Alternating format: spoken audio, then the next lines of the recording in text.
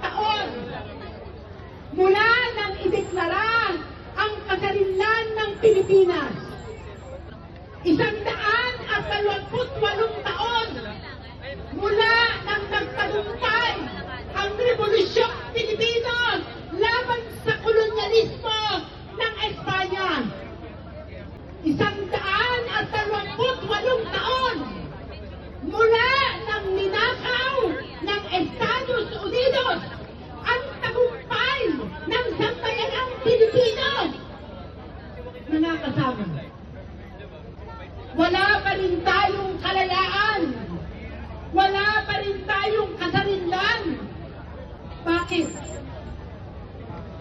Sapagkat mula noong ninakaw ng Estados Unidos, kung bakit nga tayo naririto ngayon, hanggang sa ngayon, patuloy na dinidiktahan at nakikipagkutsaba ang mga puppet na gobyerno sa Estados Unidos para hindi umunlad ang Pilipinas, para hindi umunlad ang ating agrikultura, para hindi umunlad ang ating mga industriya, para hindi tayo magkaroon ng gobyerno na para talaga sa bayan, para manatili na ang ating militar, ang pulis, ay ang pinagtatanggol, ang Estados Unidos at ang dayuhan, hindi ang sambayanang Pilipino.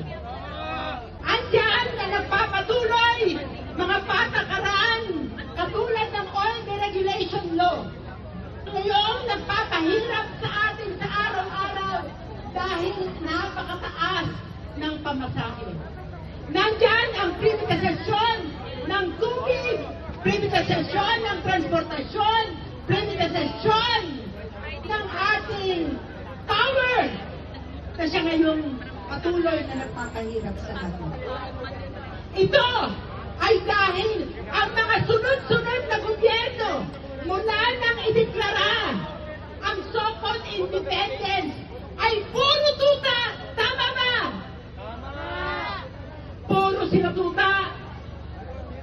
Ngayon, sila rin ay hindi nagsusurang at nagtataguyod ng independent foreign policy.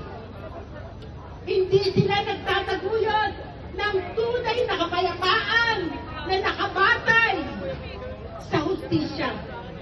Sapagkat kinakalangkat nila tayo sa gera, kasama na itong napakatutang si Bongbong Marcos.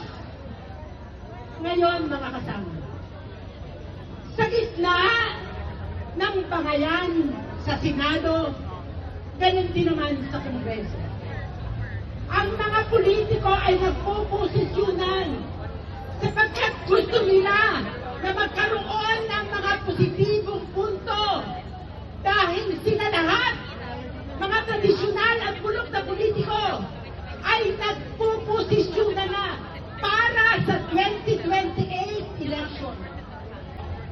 Pumoposisyon sila lahat. Pero, kung susuriin natin ang tindig nila sa mga mahalagang usapin ng bansa, meron pa tayong masasabi na tunay na makabayan sa kanila. Meron pa sa kanila na pumusisyon laban sa pagsinika.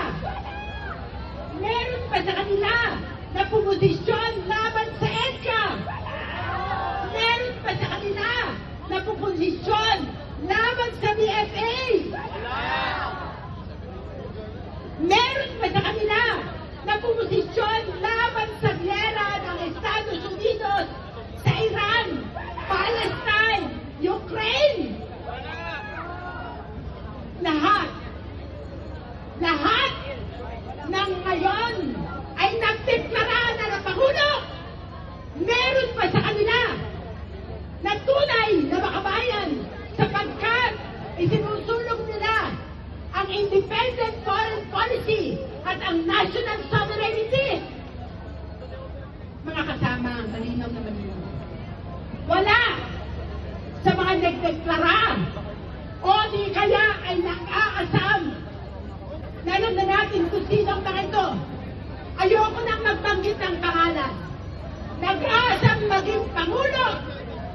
Pero, hindi kinokondina ang mga patakaran ng Estados Unidos na siyang nagdulot ng lubhang kahirapan sa ating bansa.